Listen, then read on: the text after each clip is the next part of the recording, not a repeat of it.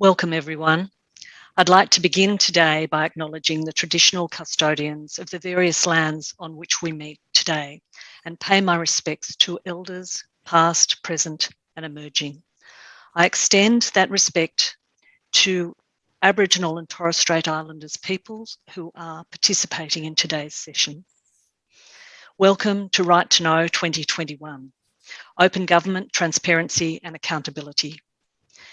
To officially open the event, I would like to introduce the Attorney General and Minister for the Prevention of Domestic and Sexual Violence, the Honourable Mark Speakman.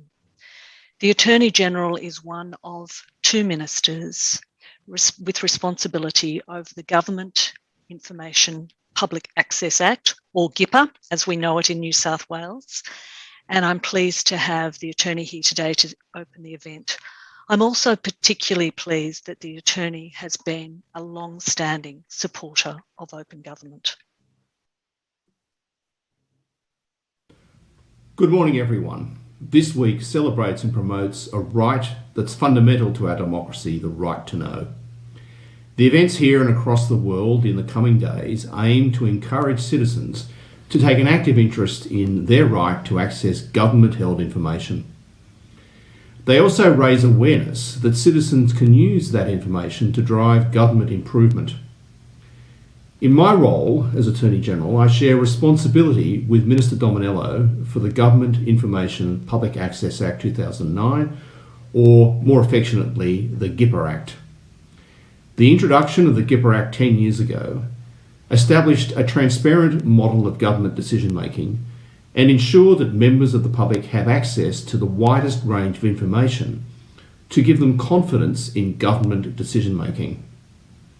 The object of the GIPA Act, as specifically stated in Section 3, is, quote, to open government information to the public, unquote, quote, in order to maintain and advance a system of responsible and representative democratic government that is open, accountable, fair and effective, unquote.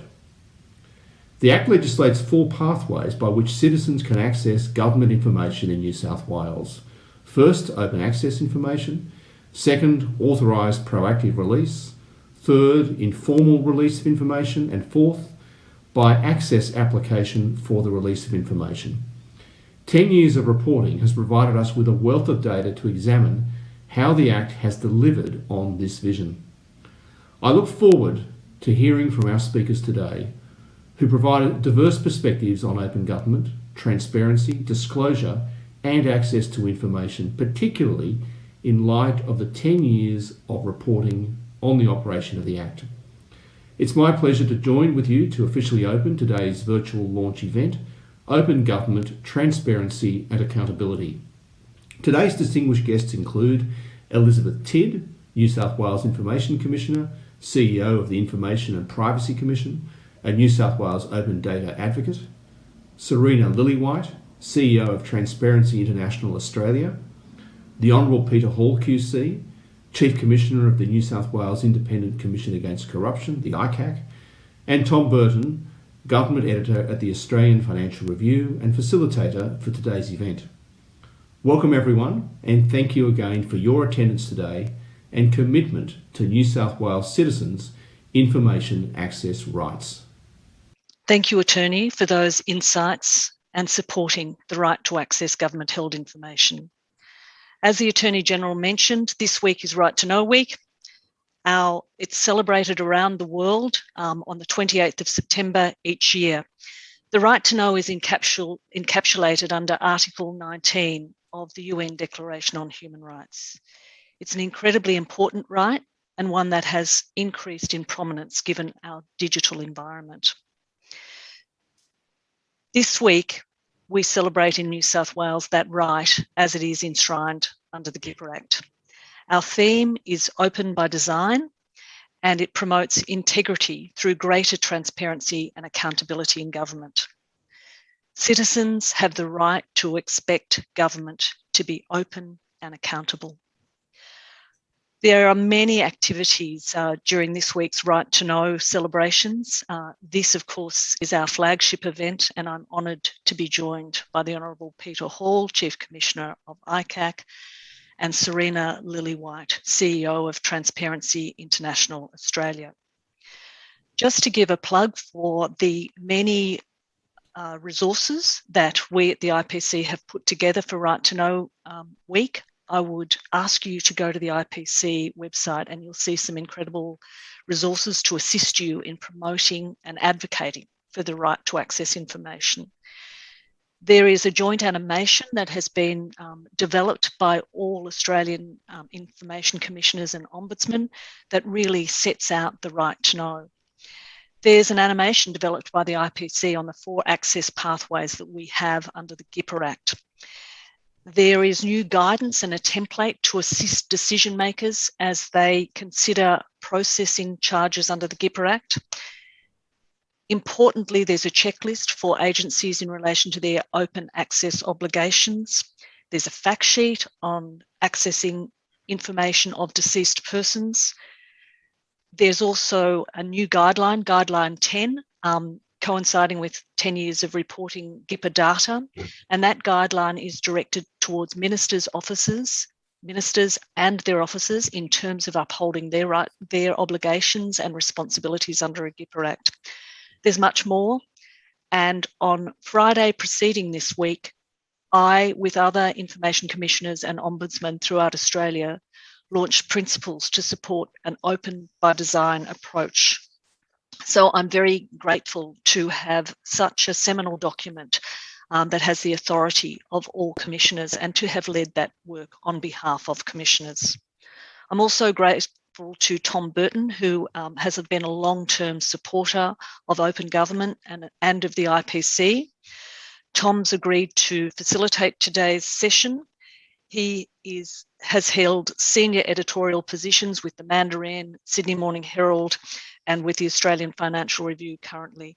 He's also a triple Walkley Award winner, and that certainly takes some winning. So we're very grateful to have your expertise to facilitate our discussion today, Tom. Thank you.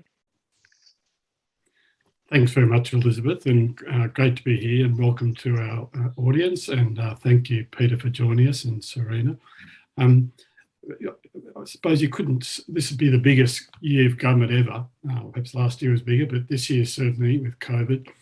And we've seen government intervene in lives which none of us, I think, would have even thought possible in any way. And so with public health orders, with huge changes to how we all live in our day-to-day world, government's become such critical play for everyone. And I think it's fitting at this stage to reflect, well, what do we know about government and what government's doing for us? I've worked around government now for the better part of probably 40 years. And I've always felt that better decisions are made when everyone can see what's happening, just as demonstrably true. The more evidence, the more voices, the more people can see what's going on, the better. Nathan Rees was probably prescient, I think, when as Premier of New South Wales, he brought forward the GIPA Act, the Government Information Public Access Act, 10 years ago, 11 years ago now. And I think the main sort of tentpole that act is built around is this observation around proactive disclosure. In other words, moving from an observation where governments, unwillingly but do give out information to one where by design, we design government so that people can understand what's going on. And so this concept of proactive disclosure. So I think that's very a fabulous sort of tentpole to think about government and how we move forward. Perhaps, Elizabeth, if I could ask you, you've done a review of the GIPA Act over 10 years now, and you've seen a lot of changes. What have perhaps been the main sort of outcomes of that 10-year process that you've observed? I think to set the context, we should observe what does government look like 10 years on from the GIPA Act. 10 years ago, we would not have been sitting here with this opportunity to conduct a forum in this way. So to government decision-making informed by real-time data and also service delivery, digital service delivery.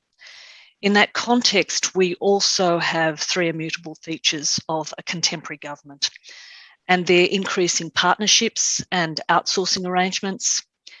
The second is increasing contractual arrangements. And the third is programs and services being delivered in ways that were not previously contemplated. programs are being delivered across government agencies or actually between sectors, say, for example, the university sector and the government sector, or the government sector and the local council sector. So it's important to recognise that in this dynamic government that we now occupy, we don't lose the right to access information, because whilst there are many opportunities presented through these immutable features, there are also many risks. For example, citizens may not be aware that when government contracts for its traditional service delivery with a third party, that the right to access information actually diminishes. And there needs to be an honest discussion about what that means for citizens when a third party is undertaking traditional service delivery that was once government's, and they're doing so on behalf of government. We also need to therefore reinform the compact between citizens and government to build trust, because we've got government making decisions that we would not have even contemplated 2 years ago. And those decisions are impacting our rights. So to build the trust and allow the sort of response that we need, and in some instances reform that we need and what we'll sustain going forward, we need to be very open and transparent, but we also need to build in the right to access from the very beginning. So if I turn to the data, the most extraordinary feature of the data has been the increase in the exercise of the right to access information by citizens. We've seen an increase from 6,000 applications from members of the public alone in 2010 to 13,690 for the end of 2020. Now that's a 128% increase in applications. Really importantly, there's been a 230% increase over 10 years in applications seeking personal information. And that tells me that government is holding more personal information of citizens. So those applications have gone up by 3,000 to 10,000 in 2020. Another way of examining this data and looking at the veracity of the data is to compare it with community attitude surveys. And what we've seen has been a steady increase in the value citizens place on the right to access information. 90% of respondents say that the access to the right to access information is important to them. And that's a pretty extraordinary observation. Release rates for citizens, and you're right in talking about the tentpole under which the GIPA Act was built. It was really built to ensure that citizens access information. Now, their release rates are around 70%, and that's pretty consistent, and comparatively, that's not a bad outcome. However, what I've observed over the last 4 years is that private sector businesses have consistently exceeded the release rates for citizens. So they're getting about 5% higher year on year. So that also tells you that businesses are using the GIPA Act increasingly, and that they're increasingly successful because these rates have changed over the last couple of years. There are two other points, if I could make them. One on the proactive disclosure issue that you raised, Tom. We have a GIPA Act that's quite sophisticated and it's calibrated to risk. So in local councils, it recognises one of the greatest risks is corruption in decision making. So it requires the publication of interests, pecuniary and otherwise, of local councillors and key personnel. We've seen relatively low disclosures online, and the IPC has just published a major audit looking at 52 of the over 150 local councils in New South Wales. So that's a real focus point going forward. Likewise, in the department sector, the proactive disclosure requirements go to areas of risk. They go to acquisition and disposal of major assets, both numerically and also in terms of the monetary value of those. And we're only seeing compliance rates that are about 10 to 20%. Government departments aren't consistently, through their annual reports, publishing this information. And that's a very significant risk. So this pro-integrity focus that we achieve under the GIPA Act needs to be enlivened, and it will be my focal point going forward. My final observation after 10 years of data and the publication of a major report on that, which is available on the IPC website, is that we have seen quite an extraordinary increase in the exclusion that can be relied upon by governments. And that exclusion goes to Cabinet in confidence, a very topical issue right now, particularly considering National Cabinet. We previously reported on government departments and state-owned corporations collectively. And in the first couple of years, that stayed around 8 to 9%. Now, 4 years ago, we decoupled state-owned corporations and government departments, and we measured their reliance upon Cabinet in confidence to exclude access to information. Government departments have stayed at about the 9%. And over the last 4 years, there has been a dramatic reliance in Cabinet in confidence by entities that move away from the traditional heart of government. They're state-owned corporations. They're more like the public sector. And their reliance upon this traditional government and important exclusion has gone from 33% to 50% to 67% over the last 3 years. Now, that tells me that as we establish state-owned corporations, we may well be presenting greater risks to access to information. When we have private sector that is required to report and disclose, we have state-owned corporations relying on a traditional, exclusively governmental Cabinet in confidence COPIAD, which is a conclusive overriding presumption against disclosure.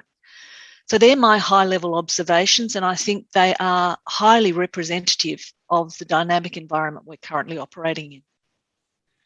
Thanks very much, Elizabeth. I think that last one, you're just referencing state-owned corporations, and it's a bit of an irony, really, because state-owned corporations are meant to be at a distance from government, yet are the ones seeking to claim exemption through cabinet processes. Often they have by my experience, very little to do with cabinet. Other than obviously at pointy ends of agreements, etc. Peter, thanks very much for joining us. Peter, you just finished a major report on lobbying, I think, through Operation Eclipse. What were some of your observations through that report and more broadly about this need for a more proactive disclosure culture, if you like, within government? Thanks, Tom. And I'm grateful for the invitation to be able to participate in this very worthwhile symposium. Operation Eclipse was an investigation we undertook 10 years after a similar investigation the Commission undertook into lobbying practices. And the perceived need for a second inquiry was that many of the key recommendations of the original investigation into lobbying by the ICAC were not implemented by the legislation, which is the legislation that presently controls lobbying. The absence of implementation and the concern, obviously, in the community as to whether or not there are adequate safeguards and protections around lobbying practices moved us to undertake this inquiry. And as a result of that, issues of transparency and accountability are very much to the fore, as indeed are the obligations not only of those who lobby, but the obligations of public officials to ensure that lobbying practices are not secretive, doesn't preclude, as necessary, private communications, so long as transparency principles and accountability principles are fully implemented. So that, in a nutshell, was that inquiry. It takes its place in the broader scheme of what this right to know discussion is all about. The Independent Commission Against Corruption, amongst its principal functions, are the function of preventing corruption, as well as investigating corruption. The ability to do and perform those functions depends to a large extent on information. And unless there are safeguards in place and there are no procedures, documents, records that record how a decision-making process unfolded, then the Commission in its investigations undertake what I refer to as a mosaic investigation, which is a very time-consuming, very detailed, time-intensive exercise of piecing together the pieces as in a mosaic. It's effective once it's done and completed, but the absence of adequate record keeping in the decision-making process makes it absolutely necessary. So that information, the topic of this right to know discussion, is key to prevention as it is to investigating corruption. There are some general matters which underpin this whole question of the right to know, which I'm happy at an appropriate time to address, because there are some very fundamental principles underpinning the right to know, which I think informs not only the work of the Commission, but generally in terms of the public sector and issues around transparency and accountability. Happy to discuss those as required during this session. Thank you, Peter. Thank you very much. And I think your observation about a mosaic is a really interesting way of thinking about it. We saw last year in Victoria, the Royal Commission looking at the breaches in hotel quarantine, spent 3 or 4 months trying to piece back together a whole set of decisions. Yes, that's right. In the end, couldn't actually nail some key factual pieces, but it was a very long and protracted process. Which, yes, indeed, that is a good example. Better documented would have been. Serena, you spent a lifetime, or at least a professional career, looking at this transparency issue. As CEO of Transparency International, how would you characterise where we are right at the moment in Australia with respect to this, if you like, proactive disclosure culture within governments? Well, I think we've got a long way to go. Is the short answer of that. I mean, Transparency International each year puts out its Corruption Perception Index, which is a ranking of over 180 countries, which scores countries out of 100, with 100 being the most clean, shall we say, and 0 least clean. And it's really looking at the perception of corruption in the public sector. And it does touch on issues such as access to information. And what we've seen is that Australia has regrettably slipped out of the top 10 cleanest countries in terms of perception of corruption, and in fact has been trending downwards over the last 8 years. So that is indeed a very worrying trend. Excuse me. I'd also, absolutely reinforce the point that Peter made with regards to lobbying, and similarly the point Elizabeth made with regards to cabinet in confidence, and if you like, a culture of secrecy that does seem to be characterising our parliament at the moment.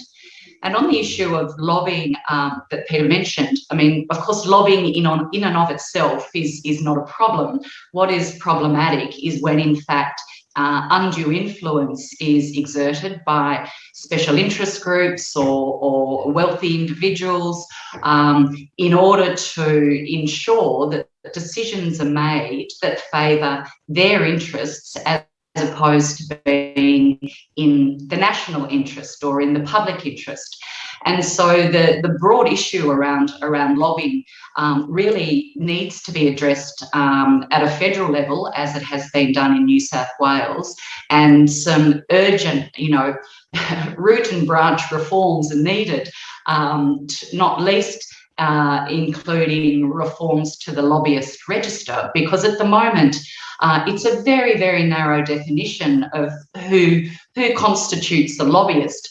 And so, for example, industry associations and in-house lobbyists are not, in fact, considered lobbyists and therefore not required to register on the lobbyists' register.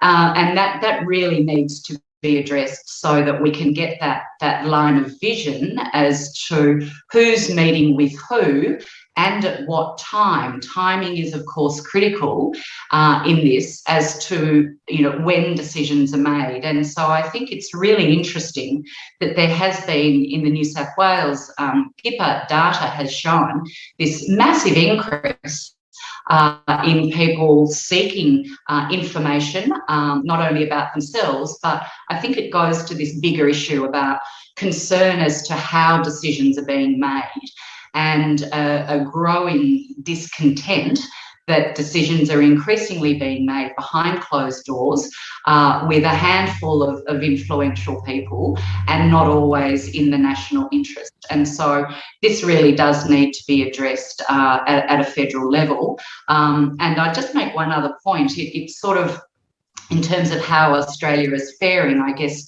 we've also seen that from a pro-integrity perspective that Elizabeth touched on, and I couldn't agree more, it's absolutely essential that we pursue this pro-integrity approach. And again, we've, I think, all been left gobsmacked, shall we say, at some of the recent antics that have taken place, where some of the integrity and disclosure mechanism and tools that are in place are not being adequately implemented, such as the ministerial standards, for example, which don't have independent oversight and rarely, if ever, have any consequences for integrity failings by ministers. And equally, of course, also through the requirements of all parliamentarians to disclose if they may have a conflict of interest, or indeed if there is a perception that there could be a conflict of interest.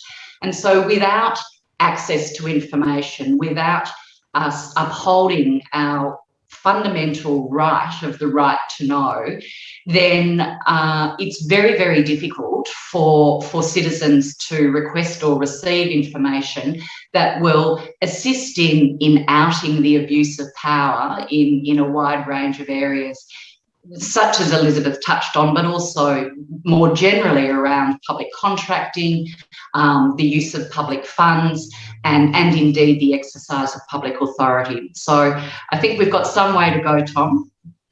Thanks, Serena. And I think in Peter's report, he actually called for a lobbying commissioner to be to be created as an institutional structure to give some sort of framework to that lobbying code. And also, I think within the code, for the code to extend to officials themselves, so that it's not just a code for lobbyists, it's a code for people within government. I think it's a good example. Elizabeth, if I go back to you about how do you start embedding within government, perhaps as a question to you, how do we start pushing that cultural piece? If only one or two departments across the entire New South Wales jurisdiction are actually still complying, how do we start lifting that bar up within governments and create that culture that the original Act was very much aiming to do? I'd like to commence answering that question with a reference to some of the really positive learnings from the 10 years of data. Mm-hmm. This year, the timeliness by all agencies, all sectors subject to GIPA, and so that means state-owned corporations, government departments, local councils, universities, where all of those sectors are actually ensuring that timeliness is achieved.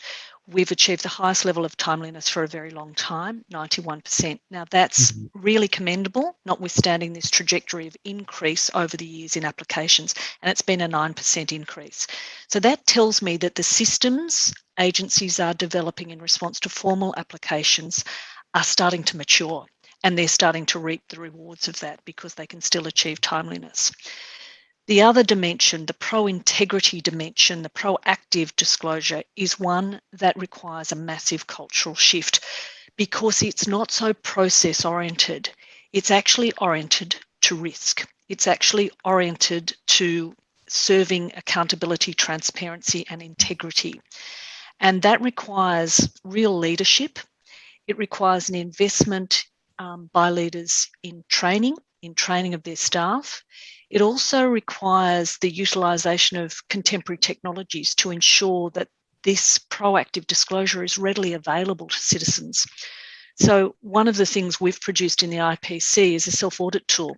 And I've spoken to the chairs of risk and audit committees in New South Wales, asking them to ensure that the departments that they serve through their risk and audit, independently serve through their risk and audit functions, utilise these self-assessment tools that provide reports on the maturity of the information access systems across all 4 pathways. So that includes the open access pathway, the mandatory proactive release. And it enables them to develop systems to meet their requirements over 6 months, over 3 months, over 12 months, and report back to risk and audit committees as a governance mechanism, because accountability is everything. And as we see government activities taking place in the private sector or across sectors, then we also see this risk to accountability. Someone had to have made that decision. Someone is ultimately responsible. And we lose that someone because of the diffuse way in which we are more effectively delivering services. So we have to preserve that. And I'm asking agencies, as they increasingly use digital tools, to ask 3 questions from the outset to embed open access. Who holds the information? I mean, is it an agency? Is it a cross-agency working group? Who holds the information? Is it a third-party contractor? How is that information held? Is it held by virtue of the workings of an algorithm? Is it held in a database? And then thirdly, and most importantly, how is access then provided? How does a citizen gain access to that information? How does an oversight entity gain access to that information? Because that data, that information is vital to understanding how the government made its decision, and increasingly those decisions that are made using machine learning, machine-enhanced decision-making, have to rely on technology. And that technology can operate somewhat independently. So again, back to accountability. What does the test suite of data look like? What is the algorithm trying to achieve? So if we build in those 3 essential questions from the outset with all of these new technologies that we're using and funding under a $2.1 billion digital restart fund, we will ensure that we embed in a contemporary government the right to access information, which is a legislated right that must be preserved. Yeah, I think it's a really interesting observation about, as we move to this very data-driven government frame, if we don't start designing it now, we'll be just playing perennial catch-up. And I think one observation I've got, at the federal level, we're building in this concept of consumer data rights now, consumer data right for your banking information, for your telco information. And I keep saying, well, governments are going to have that right for government information. And I really like this idea of a dashboard, if you like a sort of Google-like dashboard where I can go into Google right now and see where all my data is and look at it and then understand it. Serena, if I could ask you, what would you think what would you like to see that presented in that sort of dashboard in your ideal world?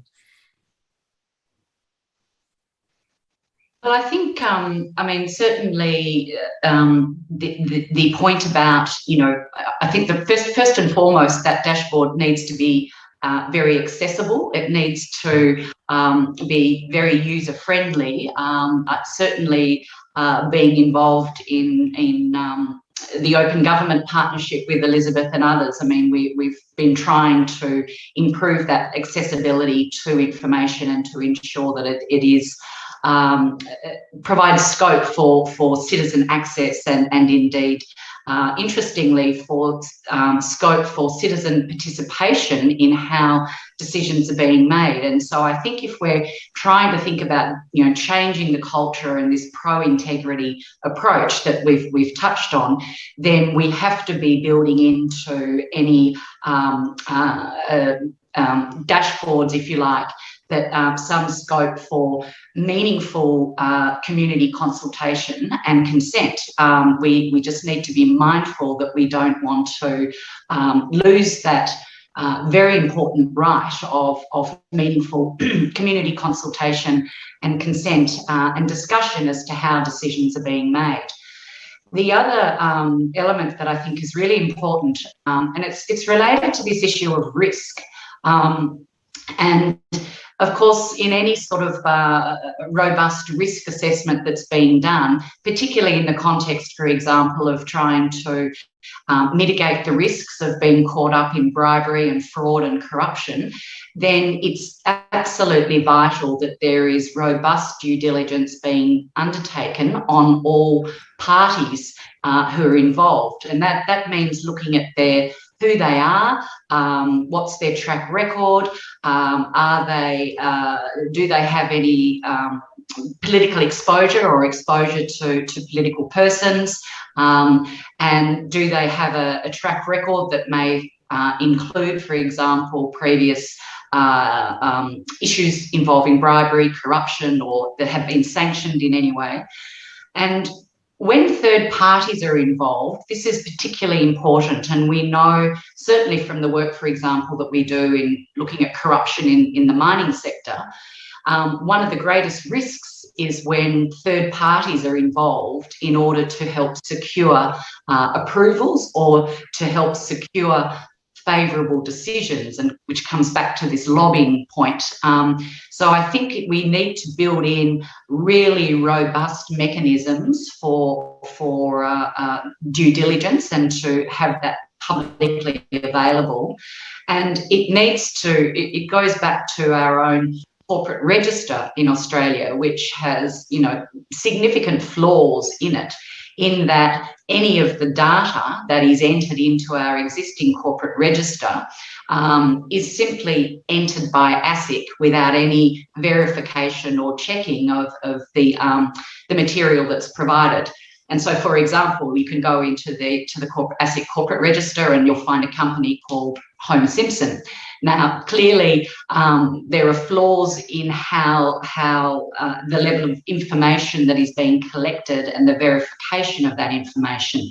So these are some of the things that need to be joined up in any new dashboard type initiative that's going to be put forward, and it's got to be connected to other databases, and there needs to be a system of verification and checking of what's in there is accurate and reliable, and also that there is still opportunities built in for meaningful community consultation. Right, thank you. Peter, you teased us with some early thoughts about this pro-integrity piece. What is your observation about how we keep enhancing this integrity and prevention of corruption? How do these open information initiatives start to support that pro-integrity, pro-corruption piece or anti-corruption piece? Yes, I'm happy to say a few words about that. I think, as I indicated at the outset, that the fundamental premise of open government is that it is what has been described in the WA Inc Royal Commission report, I remember, as a democratic imperative. It is not, of course, like a right, as a enforceable legal right in legal proceedings, but it is, and often is referred to as a fundamental right or a predominant constitutional value. And yet we do have the reality that there is an impulse in government to secrecy in government, to retain information rather than to reveal, disclose, or disseminate it. So you're dealing with a situation really that you need to change the culture around information held by government. Democracy and open government do go hand in glove. So I think talking about the dashboard and other innovations such as that are all directed towards trying to change the standard of information held and its use, so that the problem with secrecy is really a question of power. The principle of the sovereignty of the people, that is, that democratic governments obtain their authority from the people and govern with their consent, means that to be giving proper consent, the public must know what the government is doing in their name. From a corruption prevention point of view and a corruption investigation point of view, it is insufficient for a community such as ours not to have promulgated, adopted a set of principles of transparency and accountability so that the public understand there is a decision-making process. That of itself gives the members of the community some comfort that without information being available, there is unequal power. Coming back to the notion of power, but the executive, which possesses the information, the ability to make selective disclosure, should not continue. All of this in 3 words is about integrity in the process. And to change the culture, I think it's essential that these principles be eventually explained and accepted in government as being essential, so that there is in effect a means of redressing what I see as the imbalance in power, power that comes from holding information in the possession of government and not being readily accessible to the citizen. So open government, in a nutshell, does require promulgation of standards, the adoption, as has been said, of proactive disclosures, so that there is essentially a shift in power from government to the people, who, after all, the governments are there to serve and to serve their interests, not to serve what may be seen to be purely political interests. I don't know if that answers your question, but I think there's a lot in this discussion of the right to know, that it really does come back to some very basic principles. And at the end of the day, that we should have systems in place. It means that there's more accountability, and from a corruption prevention point of view and an investigation point of view, these matters will be more effective in the public interest, so far as the Commission's role is concerned, if there is an acceptance that there needs to be a power shift when it comes to information. Elizabeth? Tom, I'd like to add to that overview, because I think this really important point about our democracy can be further examined through each and every decision on a formal access application. So each time there potentially is this desire, well, what can we keep out? What can we keep away? What business case shouldn't be released for whatever reasons? Each time that occurs, it's actually damaging the compact that exists between government and citizens, and it's actually eroding the overall legitimacy of that government. A more open government actually is able to be truly representative, truly democratic, truly responsive to people. So if I just go from the single application where a decision maker is disinclined to truly examine the presumption in favour of disclosure that is there to promote democracy and accountability and transparency and serve a pro-integrity purpose, each time that decision is made, it has an overall impact on the community at large, on every single member of the public, because it has an impact on how that government is seen. And governments need to demonstrate that they want to be accountable and they want to be transparent in their decision making to ensure that they have legitimacy and that they have the trust of the people they're there to represent.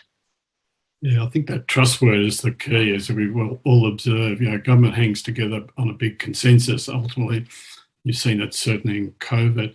Serena, do you want to give us some observations about this trust piece, and how does open government contribute to that observation? Yeah, well, I think just you touched on there, Tom, the issue of COVID, and I think it's a really timely point in terms of trust.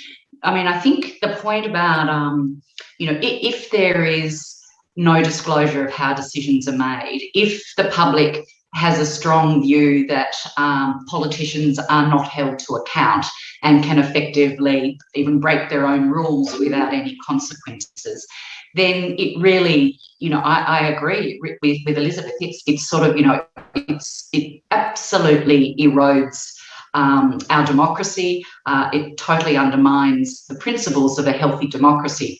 And I think it also has some really worrying ramifications. If the public more broadly has low trust and confidence in government, then they, as we are seeing playing out in some circumstances now, are then less willing to follow the directives of government when it may be critically important, such as in a global pandemic, such as COVID, where it is critically important that everybody follows the health directives, that people wear masks, that people get vaccinations.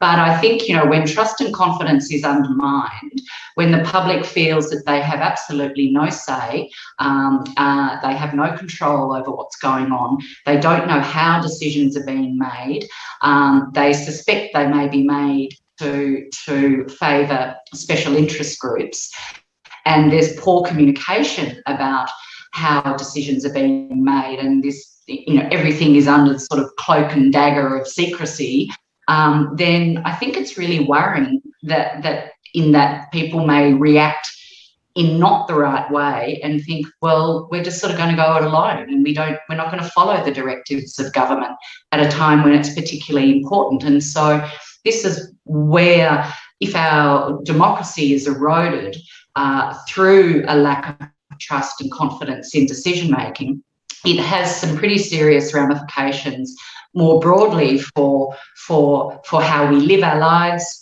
and how people respond to the directives of government. And so I think that is very, very worrying trend that we're seeing playing out. And certainly for those of you who are in Melbourne, we've seen massive protests over the last couple of days, and people, it gives rise, I think, to right-wing extremism, or the risk of giving rise to right-wing extremism. Thank you for that. Yeah, one just almost anecdotal about the vaccination process, and perhaps this is to your point, Elizabeth, about how do we design these things in? We've rolled out a massive vaccination program, but for various reasons, people didn't think through the data sharing and all that side of it. And so what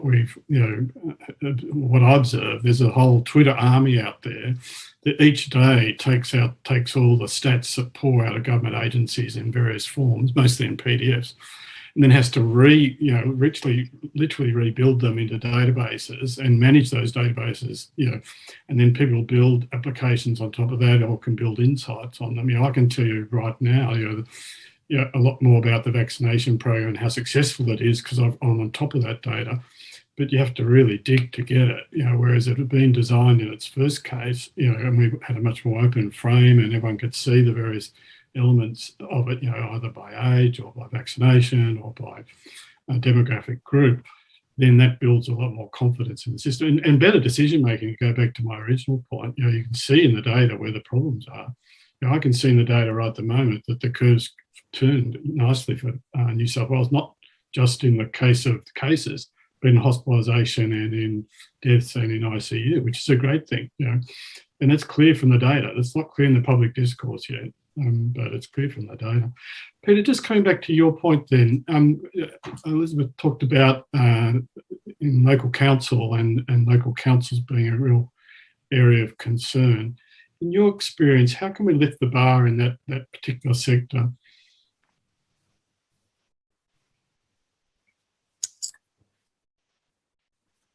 We've undertaken recent investigations into a wide range of matters occurring in local government. There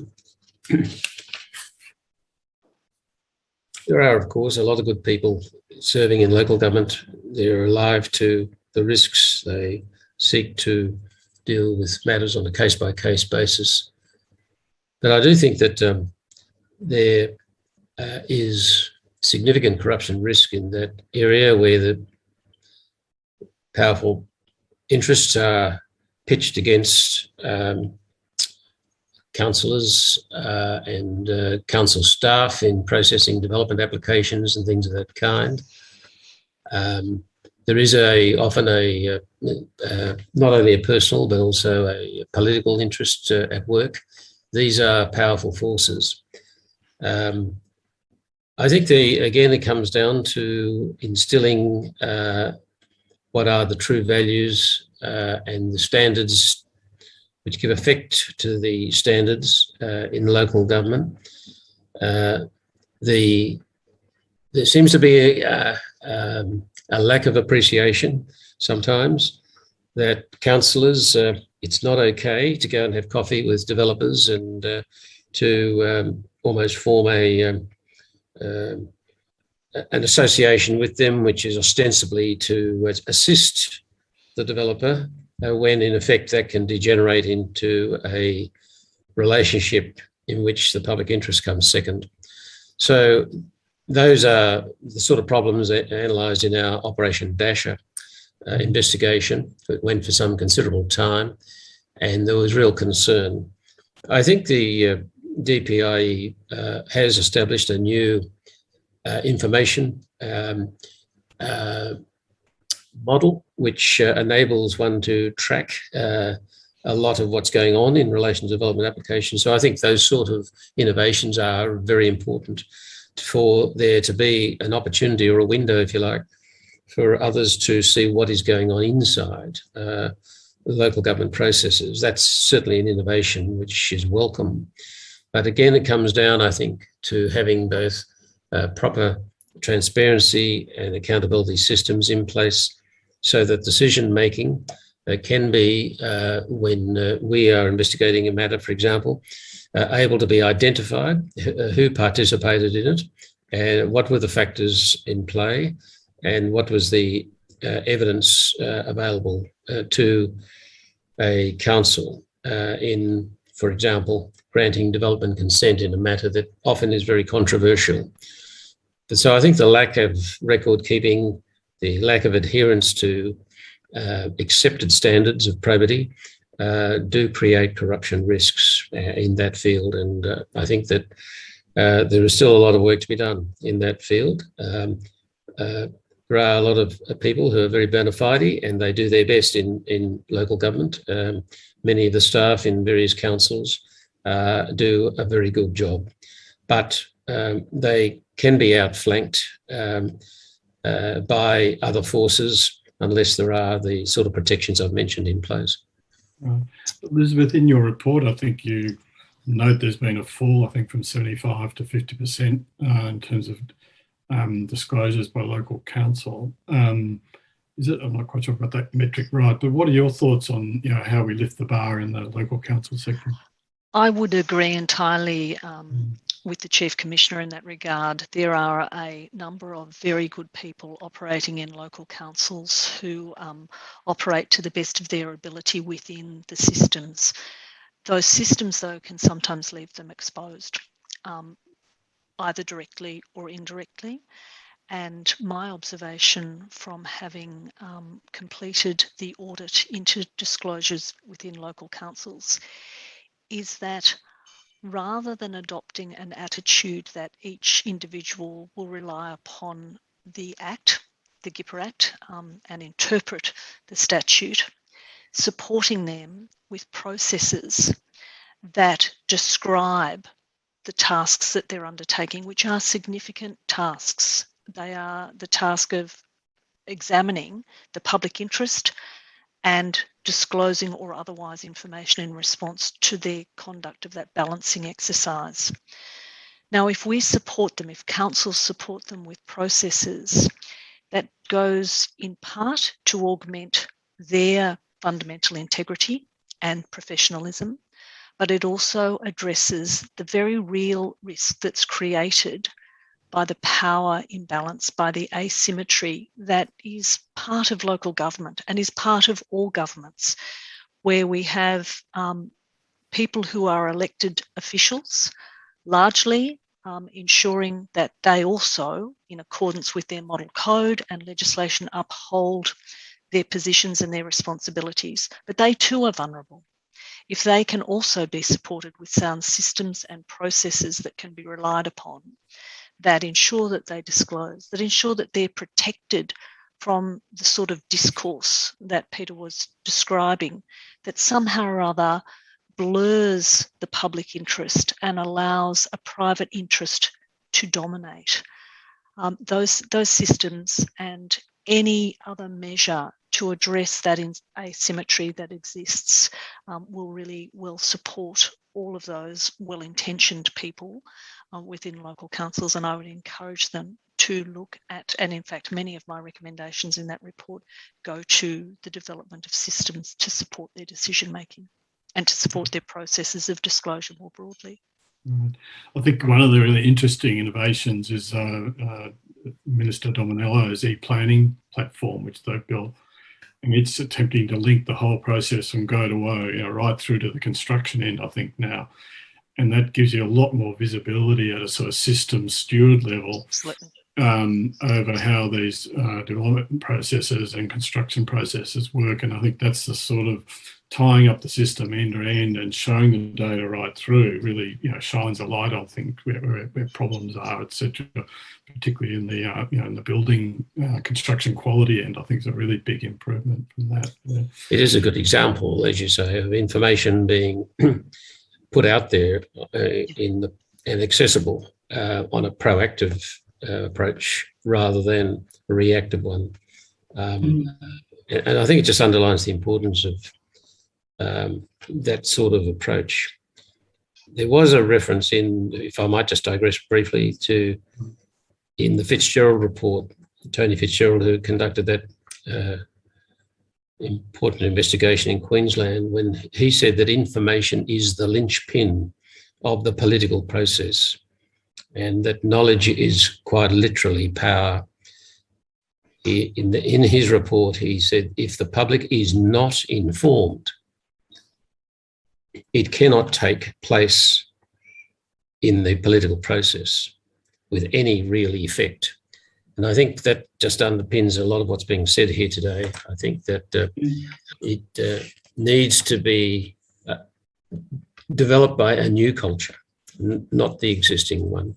And there's positive signs that is occurring, perhaps not fast enough or broad enough, but it is, as you say, the example we've just been discussing with development in local government is an example.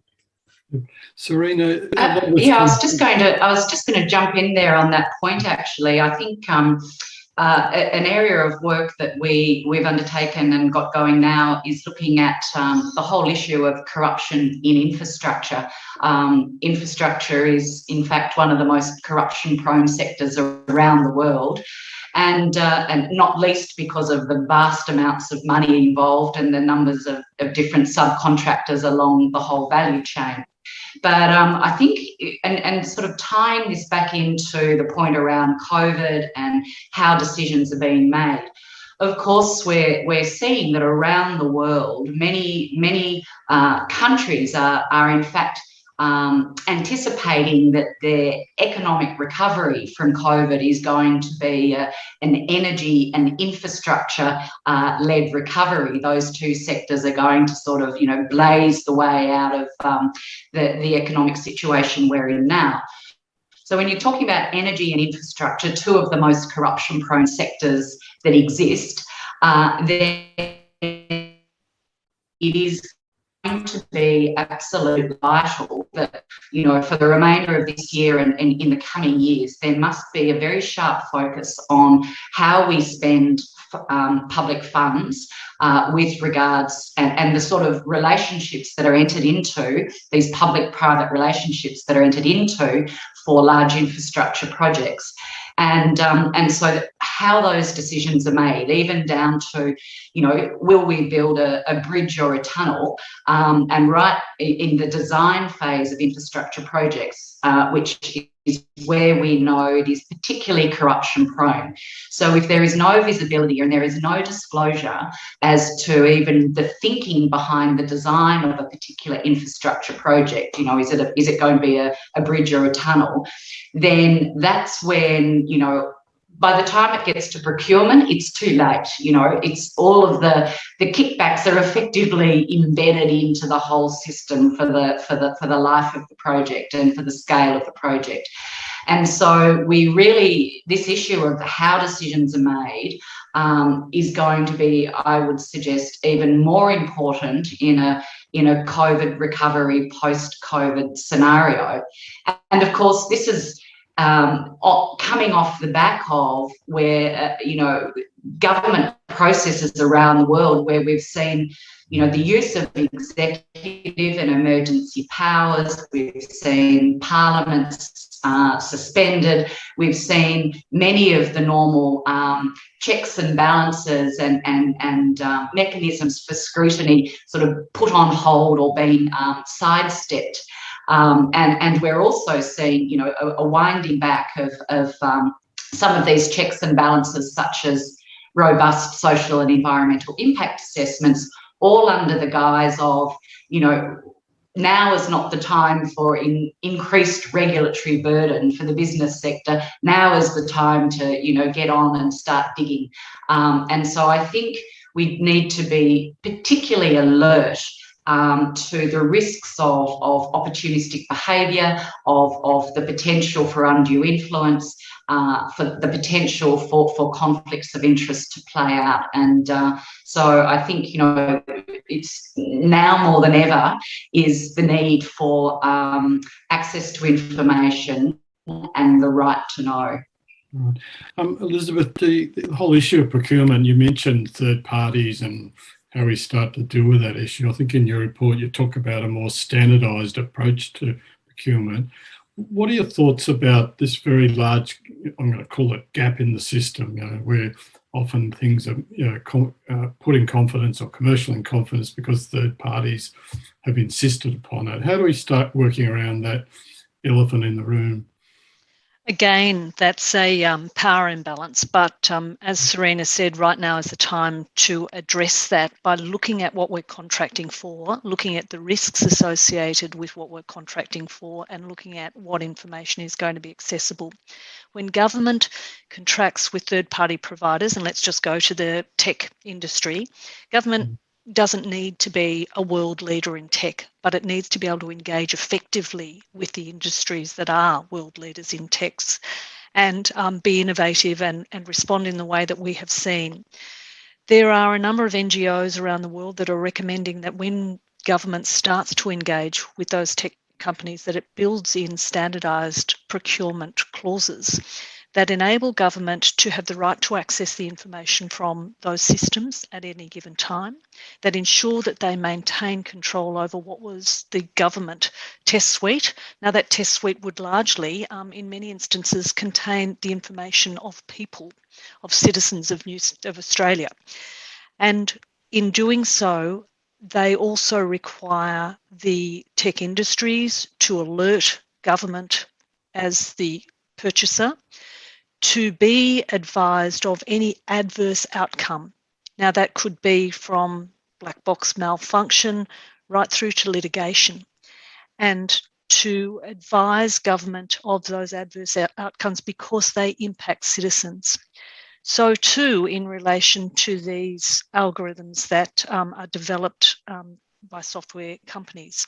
How does it work? How do we audit it? How do we continue to ensure that it's working as it was intended? And there's a very topical case at the moment involving a social housing tenant who wants to challenge the imposition or calculation of her rental subsidy. But the contractual relationships are so complex that one, it's removed the right of access because it's informing a decision-making process and not a service delivery, which is the linchpin under the GIPA Act to enable access to information, but also because that algorithm is their commercial in confidence, it's their IP. Now, if government's using it for a purpose with government data, with citizen data, then how do we preserve access in those circumstances? So these sorts of issues about open contracting, calibrating procurement contracts to risks, and looking at the services or the decision-making that it will inform are all absolutely essential. It is absolutely essential for government to say we're dealing in a new paradigm now. No longer am I sitting down with a calculator working out someone's rental rebate or potentially their access to other government services. It's being done in a far more removed and arguably risky environment. So we really need to contemporise our procurement contracts to address these new risks. Thank you. I'm conscious of time. Peter, I might just get you perhaps to give us a final observation. Obviously, you play right in the middle of this game of corruption, but you're the whole pro-integrity piece. As you sit there watching the, not just New South Wales, but perhaps the broader observation, where do you think we could really move the dial more markedly? Is it a political fix, or is it within the cultures of public service, or like system issues, or are we talking about all those? How do we, if we're thinking about this in big picture terms, if we're coming back to this in 10 years' time and Elizabeth was doing another report, what are some of the things would really move the dial that would make a big difference from your observation? That's a very large question, and I think it's all of the above, if I might say so. I mean, there's always the human factor at every level, and I do think that there is a need, even from high school right through university and beyond, and TAFE colleges and so on, for there to be a development of the culture of integrity. Talking about anti-corruption measures, which are essential. That's a precaution, safeguard that has to be taken. I think that a lot of the risks that do materialise into corrupt conduct could have been detected and avoided had organisations examined their processes and systems, that is, their operational processes and systems, especially as Elizabeth was saying, in the era of contracting out government services, for there to be an assessment of risk at every level, that the corruption controls within an organisation are in fact oversighted and reviewed to ensure that they are effective. For a lot of anti-corruption measures are not. And I think you can have both the ethical culture on the one hand and the development of more sophisticated systems, again, as Elizabeth was addressing, can in combination make a huge difference. At the end of the day, corruption at a lower level is often more opportunistic, and that comes back again to individual integrity and corruption controls. At a higher level, both in government in terms of elected officials and in the private sector, when you're talking about significant matters that can affect the community, serious or systemic corruption, which is the forms of corruption that the Independent Commission Against Corruption only permitted to investigate. That serious levels of corruption, both with elected officials and appointed officials, is again a cultural issue. But as we sought to emphasise in the Eclipse report, that is the lobbying report. We spent a chapter emphasising the importance of educating public officials as to what are their official duties and obligations as public office holders. I'm concerned that members of Parliament, often keen to serve their community, are not really educated into those principles. The principles are tucked away and have been now for centuries in the law books. They're not readily accessible to public officials. There should be educative programs for new members of Parliament, I believe, to make them aware of what those principles are, as have been worked out in common law over the years, how they are to be complied with, and how to avoid the risks that can sometimes arise and confront public elected officials. So again, this comes back, I think, to ensuring that public officials, and we have sought in the lobbying context to emphasise some of those important fiduciary-like obligations that they carry, and I think better equips public officials to deal with risks that arise. Inevitably, they will arise, and that is to not only the state's benefit, but to individuals' benefit.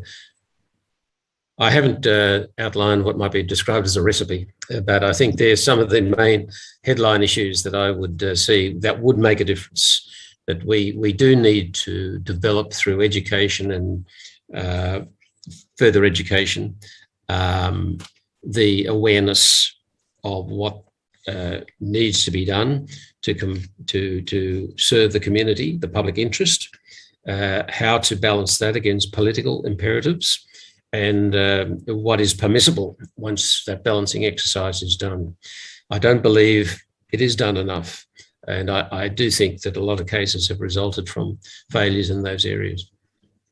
Thank you, Peter. Elizabeth, just your final observation. I think you actually raised this whole concept of training very strongly in your report there. What would be your observations about how we really make that training and cultural change endemic? To Peter's point in relation to the vulnerabilities of individuals, if we have an open by design approach from the outset of any new initiative, then that is one way of addressing the vulnerabilities that are presented to individuals. Training then can be customised and also gradated to risk in that decision-making process or hierarchy.